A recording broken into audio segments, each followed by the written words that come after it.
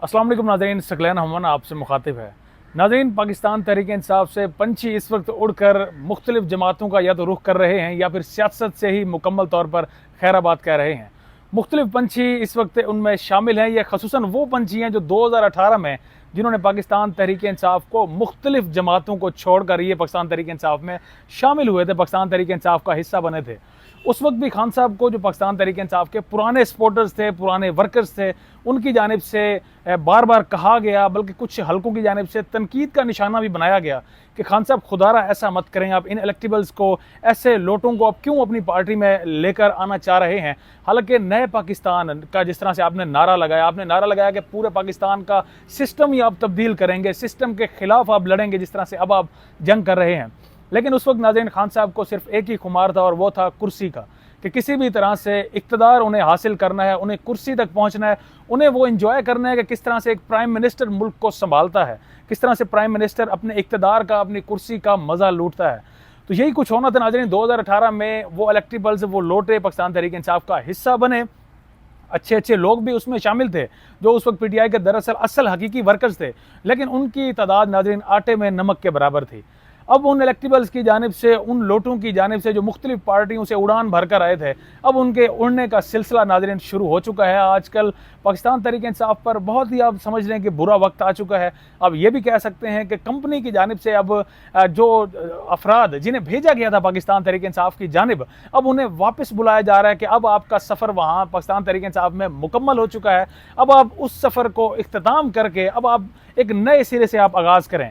आप आगाज़ कर सकते हैं PMLN में, आप आगाज़ कर सकते हैं पाकिस्तान पीपल पार्टी में, जो आपके पुराने घर हैं। साथ में आप आगाज़ कर सकते हैं जहांगीर तरीन के साथ, जो इस वक्त एक अलग फॉरवर्ड ब्लॉक बनाना चाह रहे हैं। बहरहाल नाज़रीन, अब ज़रा अपनी खबर की जानिब आते हैं। अब आज की खबर ये है कि फवाद चौधरी, एक वक्त समझा जाता था कि फवाद चौधरी को जिस तरह से बड़ी बड़ी मिनिस्ट्रियों से उन्हें नवाजा गया, वज़ीर इत्तलात रहे पाकिस्तान तहरीक इंसाफ की जानिब से, एक दिन के लिए वज़ीर कानून भी बनाया गया फवाद चौधरी को। वो फवाद चौधरी जो समझे जाते थे कि लॉयल है पाकिस्तान तहरीक इंसाफ के लिए, वो फवाद चौधरी जो मुख्तलिफ चैनल्स पर, मुख्तलिफ TV चैनल्स पर बैठ कर पाकिस्तान तहरीक इंसाफ की तर्जुमानी करते थे, वो फवाद चौधरी जो सलीम साफ़ी से इस वजह से नफरत करते थे कि वो इमरान खान के अगेंस्ट बोलता है, तो अब उसी फवाद चौधरी की जानिब से छलांग लगा दी गई है, उसी फवाद चौधरी की जानिब से उड़ान भर दी गई है। नाज़रीन, अब फवाद चौधरी पाकिस्तान तहरीक इंसाफ को छोड़ चुके हैं। अब तक की इत्तलात, मुसद्दक़ा इत्तलात के मुताबिक अपना ट्वीट भी उन्होंने किया है, और उस ट्वीट में उन्होंने कहा कि वो कुछ अरसे के लिए सियासत को खैराबाद कह रहे हैं। याद रहे, ये कुछ अरसा जिसका वो शुमार कर रहे हैं, ये वो अरसा है जब पाकिस्तान तहरीक इंसाफ पहली मरतबा, उस पर सख्त इस वक्त कठिन मरहला पाकिस्तान तहरीक इंसाफ का स्टार्ट है। एक टेस्ट है इस वक्त जो पाकिस्तान तहरीक इंसाफ जिस टेस्ट से, जिस इम्तिहान से गुजर रही है। और अभी तो मैच्योर होकर, अभी तो पता चलना था कि कौन से ऐसे लीडर्स हैं जो पाकिस्तान तहरीक इंसाफ को फर्दर लीड कर सकते हैं, पाकिस्तान तहरीक इंसाफ की असल में बैकबोन साबित हो सकते हैं। फर्दर अगर पाकिस्तान तहरीक इंसाफ रहती है, इमरान खान के होते जिस तरह पाकिस्तान तहरीक इंसाफ मुसलसल बूस्ट हो रही है, तो उसमें अब देखा जाना था कि कौन कौन है जो ये मारें बर्दाश्त कर सकते हैं, जो जेलें बर्दाश्त कर सकते हैं। जिस तरह से जरदारी ने 10 साल जेल बर्दाश्त की, जो शेख रशीद की तरह से मैदान में खड़े होकर डट कर बोल सकते हैं। अभी तो ये टेस्ट नाज़रीन स्टार्ट हुआ था और इस टेस्ट के पहले ही मरहले में फवाद चौधरी साहब नाकाम हो गए हैं। शीरी मज़ारी भी नाकाम हो गई हैं। ह्यूमन राइट्स का एक बड़ा सवालिया निशान है इस वक्त पाकिस्तान में कि ह्यूमन राइट्स के समझे जाने वाली, आवाज़ समझे जाने वाली शीरी मज़ारी, जो अपनी औलाद के हाथों, ईमान मज़ारी के हाथों मजबूर होकर जिन्हें सियासत से खैराबाद कहना पड़ा, शीरी मज़ारी छोड़ चुकी हैं। इसके अलावा दीगर भी पार्टी लीडर्स इस वक्त, जिनमें फ़याज़ुल हसन चौहान, मेरे ख्याल में काफ़ी इस वक्त PTI के सपोर्टर्स ये समझते हैं कि फ़याज़ुल हसन चौहान की कोई इंपॉर्टेंस नहीं थी। मेरे ख्याल में फ़याज़ुल हसन चौहान पाकिस्तान तहरीक इंसाफ की एक बैकबोन ज़रूर थे। क्यों? किसी भी जमात को डिफेंड करना थोड़ा सा मुश्किल होता है, और फ़याज़ुल हसन चौहान में ये खूबी थी, ये सलाहियत थी, ये सबको मानना पड़ेगा कि वो पाकिस्तान तहरीक इंसाफ को अच्छे से डिफेंड करते थे। वो राना सनाउल्लाह को, हालांकि वो इस वक्त वज़ीर दाखिला हैं, वो शहबाज शरीफ को जो सिटिंग प्राइम मिनिस्टर हैं, वो मरियम नवाज़ को, वो बिलावल भुट्टो को, आसिफ अली जरदारी को आंखों में आंखें डालकर बात करते थे फ़याज़ुल हसन चौहान। चाहे फिर उनकी लैंग्वेज में मिसबिहेव भी होता था, काफ़ी कुछ ऐसे अल्फाज हैं जिन पर उन पर तनकीद की जा सकती है, लेकिन बहरहाल पाकिस्तान तहरीक इंसाफ के एक अच्छे तर्जुमान थे जिसे पाकिस्तान तहरीक इंसाफ अब लूज़ कर चुकी है। तो फ़याज़ुल हसन चौहान के बाद एक बड़ा धचका फवाद चौधरी की सूरत में लग चुका है पाकिस्तान तहरीक इंसाफ को। अब नाजरीन खेल जो अगले मरहले में दाखिल हो रहा है, यानी अब एक नया फॉरवर्ड ब्लॉक बनने जा रहा है। अब मुख्तलिफ जमातों के ये जो लोग इकट्ठे होंगे, आपको याद है कि इस वक्त शाहिद खाकान अब्बासी भी कुछ इस तरह के अल्फाज इस्तेमाल कर रहे हैं, मुस्तफ़ा कमाल पाकिस्तान पीपल पार्टी से, एतजाज़ एहसन, लतीफ़ खोसा हो गए, ये सब इस वक्त मिल सकते हैं, मिफ्ता इस्माइल हो गए, जहांगीर तरीन पहले ही धुतकारे हुए हैं पाकिस्तान तहरीक इंसाफ से, अलीम खान धुतकारे हुए हैं। तो ये जितने भी पुराने सियासतदान हैं, ये मिलकर एक फॉरवर्ड ब्लॉक बना सकते हैं, एक नई पार्टी मुतारिफ करवा सकते हैं। लेकिन उस पार्टी की मेरे ख्याल में वो पार्टी की वैल्यू इतनी होगी जितनी पार्टी जमशेद दस्ती की पार्टी की वैल्यू थी। जमशेद दस्ती को भी अपनी पार्टी छोड़कर पाकिस्तान तहरीक इंसाफ का बिला आखिर सहारा लेना पड़ा।